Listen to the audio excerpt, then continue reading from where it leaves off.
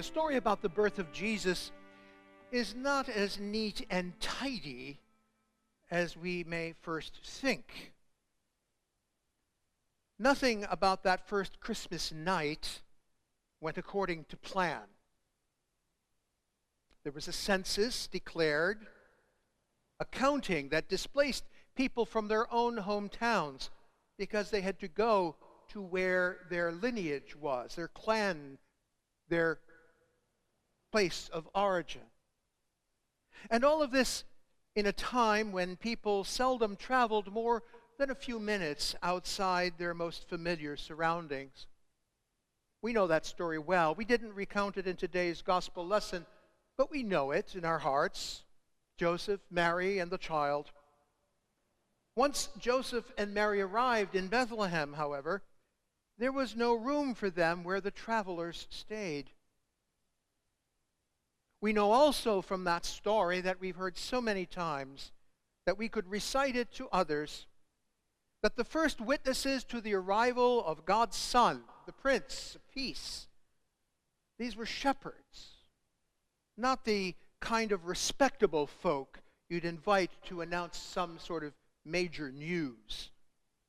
These were merely working people out in the fields, doing what they needed to do in the middle of the night when other, we might consider more decent people, were home and fast asleep.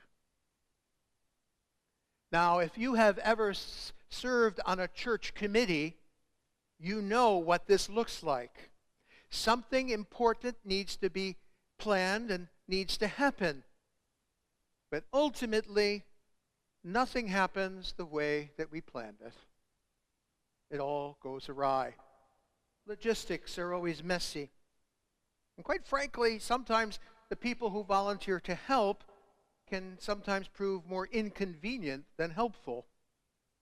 Not for any fault of their own, but perhaps they don't possess the skills that are necessary for that particular task. And even so, God shows up anyway. We have often imagined Christmas as that peaceful, serene. We sing hymns that call it a silent night when all is calm and all is bright. And yet, the reality of this story is so much more messy. Mary and Joseph are trying to meet the demands of a law which tries to count everyone in the empire simply so the authorities can impose more taxes. The shepherds themselves, doing their job in the middle of the night, are terrified by mystical appearances, angels, who interrupt their quiet night watch over their sheep. Now, this first Christmas, as we know it, was not a well-executed church event. Actually, it's kind of a holy disruption.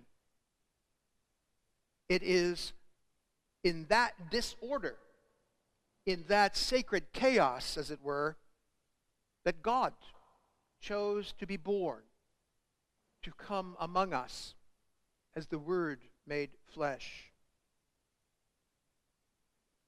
The contrast of all this with our own understanding of what religion is, or perhaps ought to be, is striking. For we tend to be an anxious people who want everything well planned and organized, every outcome predicted, every risk assessed, every program measured against some sort of standard. We talk about engagement metrics. We even talk about discipleship patterns. We create strategies for mission and frameworks for spiritual renewal. And don't get me wrong, while being organized is not bad, we as communities of faith, as churches, always need good governance and careful stewardship. But what we sometimes forget is the most important thing. That the child that arrives in this divine chaos in the middle of the night, the impact of this arrival cannot be measured nor can his coming be controlled by us and our plans for things. God's work cannot be reduced to a spreadsheet or to a 5-year business plan. St. Luke tells us in the story that we heard last evening that there was no room for them where the travelers lodged. It has been said, perhaps, that if they had known that it was going to be Christmas week, they should have called ahead for reservations. But if we're honest, we ourselves leave little room for what is unexpected, the unmanaged, and as a result, we can often fail to see what is truly miraculous in our lives and happening all around us. God's pattern has always been the same. He works through what seems to be rather inefficient and chaotic means. He bypasses the careful plans, the best laid plans of kings and princes, of churchmen, of bishops, of rectors, of anyone else who claims to proclaim the values of the kingdom of God. He will work not so much with us sometimes, but around us, as we see the work of God in our midst, a work that we must ultimately conclude is not of our own making, but in fact has its origin in the heart and the mind of God.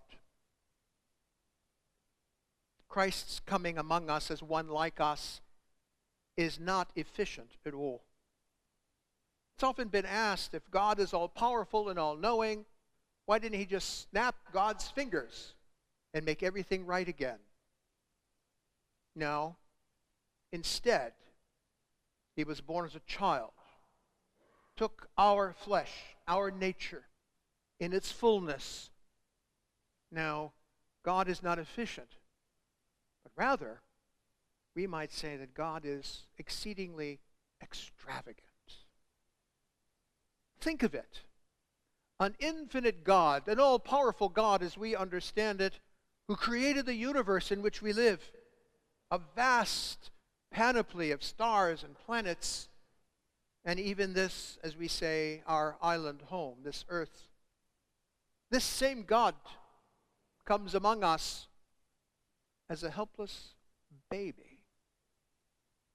Heaven itself empties its glory into a feeding trough. The economy of God's kingdom runs at a loss by every earthly measure.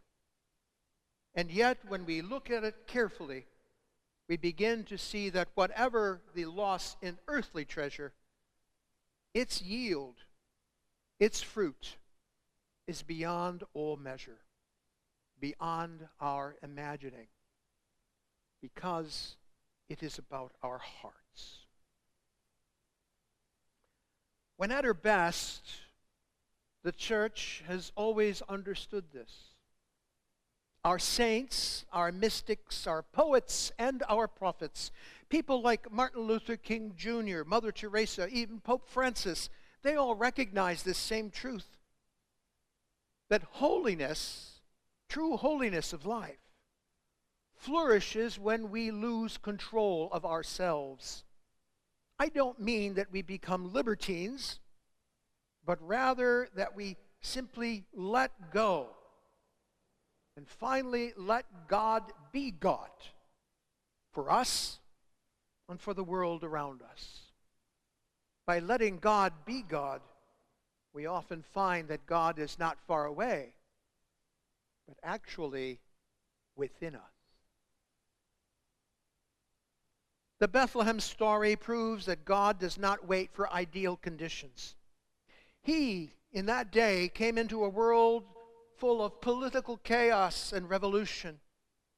The personal exhaustion of his mother and father as they journeyed from Galilee in the north down to Bethlehem in the south, all on foot. God comes in the midst of real human need. The day of Christ's birth, they were not in a home. In fact, you might say, They were homeless refugees. No, God does not require the perfect setup for God to act. The only thing God requires of us is our openness, our own hearts, our hearts open to see what God can do.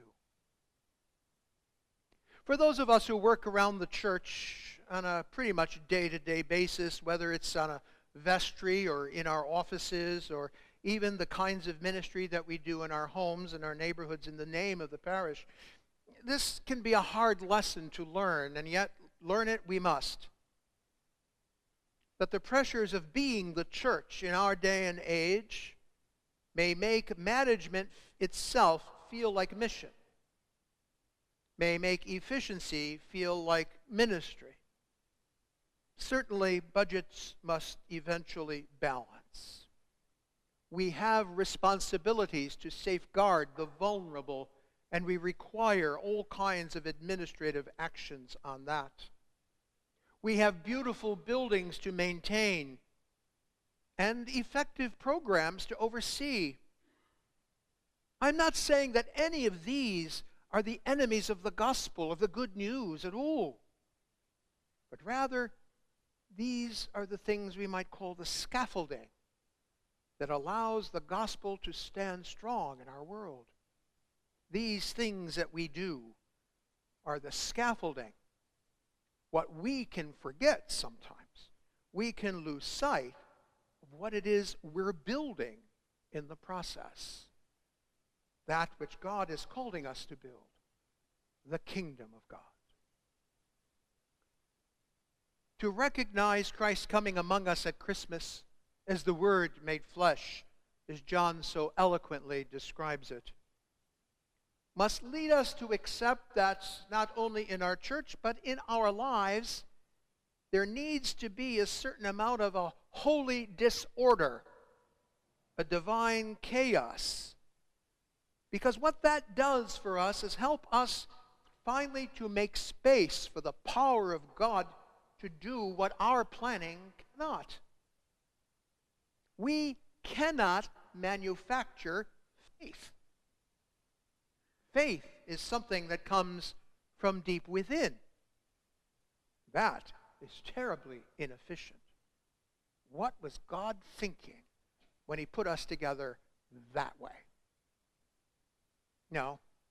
Instead, as today, God is calling all of us to recognize epiphanies around us, manifestations of God's life in and around our own lives, often in the most unexpected places and accomplished by the most unexpected people. The shepherds in the Christmas story, they were not recruited and trained for their mission, for their role. No, they were simply doing their job, and they were interrupted by a sky full of angels.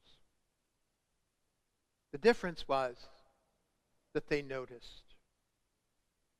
Perhaps the greatest quality of our work for the kingdom of God is not our individual competence, but simply an attitude of attentiveness, of awareness, looking for the work of God in us and in one another.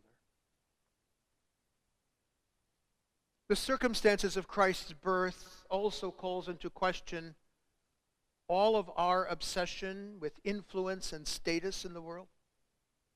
The kingdom of God did not begin in the imperial capital of Rome, nor even in the kingdom capital of Judah in Jerusalem. It did not begin in a palace or in a temple. Rather, it began in obscurity, in a backwater village. And this marvelous work was announced only to the poor and those that society would easily overlook. God could have efficiently chosen power and prominence. Instead, he chose proximity, living among us. The Word became flesh and dwelt among us. Among us, not above us, but among us. He came first to shepherds, not to rulers, to the poor, not the powerful. His strategy was a simple one: deep, radical humility. Our Christmas observance unmasks our religious pretensions. It reminds us that God's mission is not ours to manage, but ours rather to receive, to live into, to live out. Our task is to create that scaffolding, to create the conditions that allow even ourselves and others to recapture a sense of wonder, a sense of awe, and not seek to capitalize on it, not to control its arrival, nor leverage its value. We may prepare the manger as we have done so beautifully. We may gather for worship as we do even at this moment. We may sing carols and light candles, but we cannot choreograph how Jesus arrived in the first days of our era, nor how Jesus arrives in the hearts of our human brothers and sisters anywhere in the world. In short, for all of our efforts, we cannot manage God, nor can we manage the kingdom of God in its power. Perhaps this is the hardest truth of all. God does not need our efficiency. He simply asks us to be available. As we noted, the miracle in Bethlehem did not depend on the world being ready for this event. Rather, it depended on a young girl, a young woman, someone who was engaged but not yet married, and was asked to bear a child. The miracle in Bethlehem depended not on us, but on this young woman named Mary simply saying yes. Yes. Her willingness, her openness, her consent, these things made this good news happen. Christ's coming rests not on our competence, but like Mary, on our surrender to the will of God, the will that teaches us that love is our highest goal, it is our highest purpose. So in an age of strategy and self-optimization, this truth can be highly liberating. Anybody who knows me and has been working with me here at St. Luke's these several years knows that I'm a planner. We do strategies all the time. What's the data say? What are the statistics? What's the spreadsheet do? All of these things are the hallmarks of a well-oiled, well-run operation. But the other lesson that we learn is that for all of our efforts, we cannot be the managers of God's life and work among us. No, we must recognize that we are but stewards, keepers of a mystery. When we stand before the crib this morning, we are reminded deeply that our true power lies not in our capacities or organizations, but rather in our capacity to surrender to the whims of an infant king. When our carols fade and the Christmas decorations and the lights come down here and in our homes, when we return to the humdrum of our daily lives and our to-do lists, the question will remain. Will we return to the way things were? Will we still go back to our spreadsheets and our databases? Or rather, will we remember to fall on our knees? For the Christ child remains outside our gates, where all the planning documents in the world cannot reach. It is there, among the shepherds and the straw, among the poor and the overlooked. May we remember how to wonder, to be engaged by the awe of God, even as children wonder at the charms of Christmas. The Christmas message for us then is not that we need to be more organized, but that we need to be more open. Not that we need better plans, but that we need deeper faith.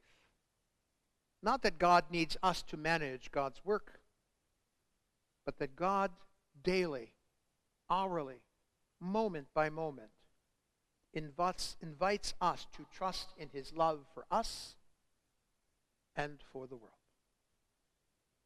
So this morning, come to the crib. Stand before it. Kneel with the shepherds. Like Mary, say yes to the mystery.